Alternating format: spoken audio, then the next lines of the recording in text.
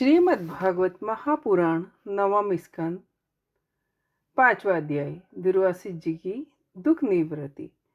श्री सुखदेव जी कहते हैं, परीक्षित, जब भगवान ने इस प्रकार आज्ञा दी तब सुदर्शन चक्र की ज्वाला से जलते हुए दुर्वासा लौट कर राजा अम्बरीश के पास आए और अत्यंत दुखी होकर राजा के पैर पकड़ लिया। दुर्वासा जी की यह चेष्टा देख उससे लज्जित हो राजा अम्बरीश भगवान के चक्र की स्तुति करने लगे। उस समय उनका हृदय दयावश अत्यंत पीड़ित हो रहा था। अम्बरीश ने कहा, प्रभु सुदर्शन, आप अग्नि स्वरूप हो, आप ही परम समर्थ सूर्य हैं।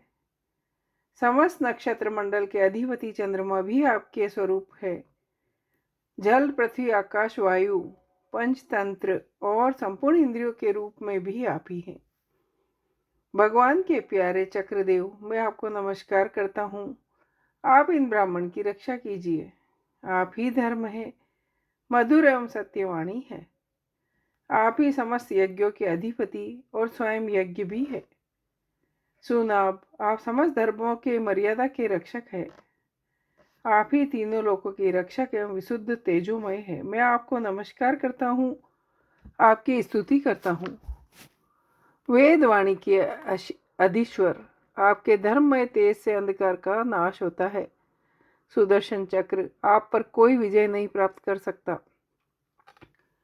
जिस समय निरंजन भगवान आपको चलाते हैं और आप दैत्य एवं दानवों की सेना में प्रवेश करते हैं, उस समय युद्ध भूमि में उनकी भुजा, चरण, गर्दन निरंतर काटते हुए अत्यंत शोभायमान होते हैं। विश्व के रक्षक, आप रणभूमि में सबका प्रहार सह लेते हैं। आपका कोई कुछ नहीं बिगाड़ सकता।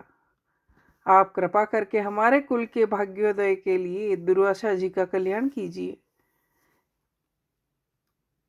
यदि मैंने कुछ भी दान किया हो या आपने धर्म का पालन किया हो तो दुर्वासा जी की जलन मिट जाए। भगवान समस्त गुणों के एकमात्र आश्रय है। वे मुझ पर प्रसन्न हो तो दुर्वासा जी के हृदय की सारी जलन मिट जाए। श्री सुखदेव जी कहते हैं, जब राजा अम्बरीश ने दुर्वासा जी को सब ओर से भगवान के सुदर्शन चक्र की इस प्रकार स्तुति की, तब उनकी प्रार्थना से चक्र शांत हो गया। जब दुर्वासा चक्र की आग से मुक्त हो गए तब वे राजा अम्बरीश को अनेक उत्तम आशीर्वाद देते हुए उनकी प्रशंसा करने लगे। दुर्वासा जी ने कहा, धन्य है, आज मैंने भगवान के प्रेमी भक्तों का महत्व देखा। मैंने आपका अपराध किया, फिर भी आप मेरे लिए मंगल कामना ही कर रहे हैं। जिन्होंने भक्त वत्सल भगवान श्री हरि के चरण कमलों को दृढ़ प्रेम भाव से पकड़ लिया, उन साधु पुरुषों के लिए कौन सा कार्य कठिन है।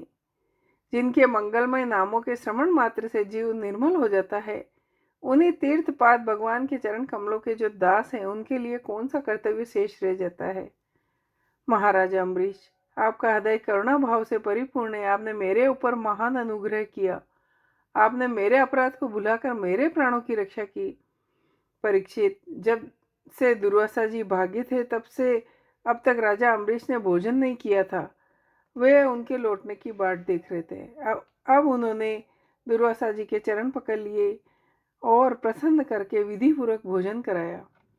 राजा अम्बरीश बड़े आदर से अतिथि के योग्य सब प्रकार की भोजन सामग्री ले आए।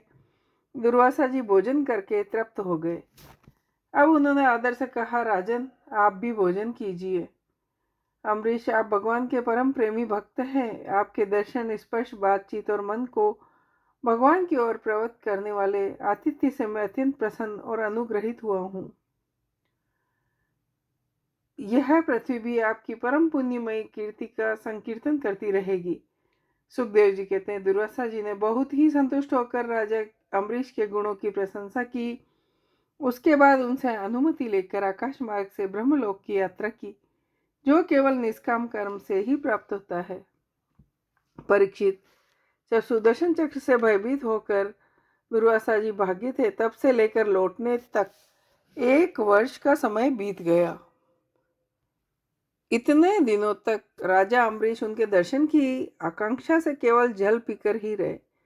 जब दुर्वासा जी चले गए तब अनेक भोजन से बचे हुए अत्यंत पवित्र अन्न का उन्होंने भोजन किया। अपने कारण दुर्वासा जी का दुख में पड़ना और फिर अपनी ही प्रार्थना से उनका छूटना, इन दोनों बातों को उन्होंने अपने द्वारा होने पर भगवान की महिमा ही समझा।